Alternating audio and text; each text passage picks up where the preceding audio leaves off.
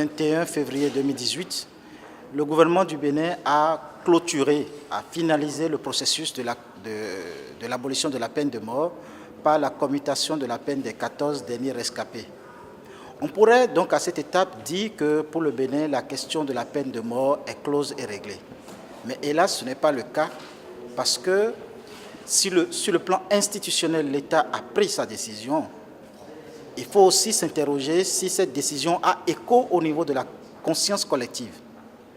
Or, ce que nous remarquons, par manque d'éducation aux droits humains, par un certain divorce entre les populations et la sécurité d'une part, et entre les populations et la justice d'une part, cette population se met sur l'émotion et s'octroie la justice à qui le veut dans la rue. Ce que nous avons appelé la vindicte populaire. Nous connaissons les causes de la vindicte populaire. Ces causes-là ont pour nom le manque de justice ou l'inefficacité de la justice dans notre pays. Quelqu'un qui se voit voler son objet ou se voit brutalisé et qui va se plaindre à la justice et la justice ne fait pas son travail. Et prochainement, il se donne le devoir de se rendre justice. Alors, dans la Bible, Jésus-Christ nous enseigne la loi de l'amour. Et c'est cette loi de l'amour que l'Église catholique essaie de prêcher. Il nous a dit dans la Bible, vous avez appris qu'il a été dit, œil pour œil, dent pour dent, et bien moi je vous dis, aimez vos ennemis et priez pour ceux qui vous persécutent.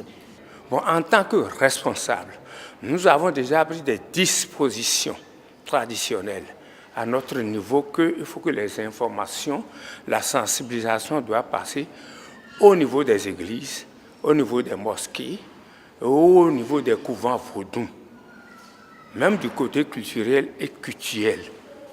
Nous avons presque toutes les dispositions à le faire, puisque c'est extrêmement important à l'heure où nous parlons et où on doit procéder à l'éradication de la vindicte populaire.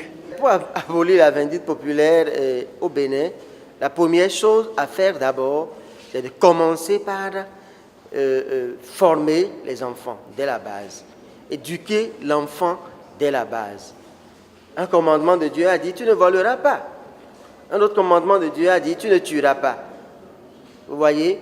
Et donc l'enfant à qui on inculque déjà ces valeurs à la base, sait que la vie est sacrée. Sait aussi que la chose qui appartient à autrui est sacrée et qu'il doit travailler de ses propres mains pour gagner sa vie. La deuxième chose à faire, c'est de renforcer la justice chez nous pour qu'il n'y ait plus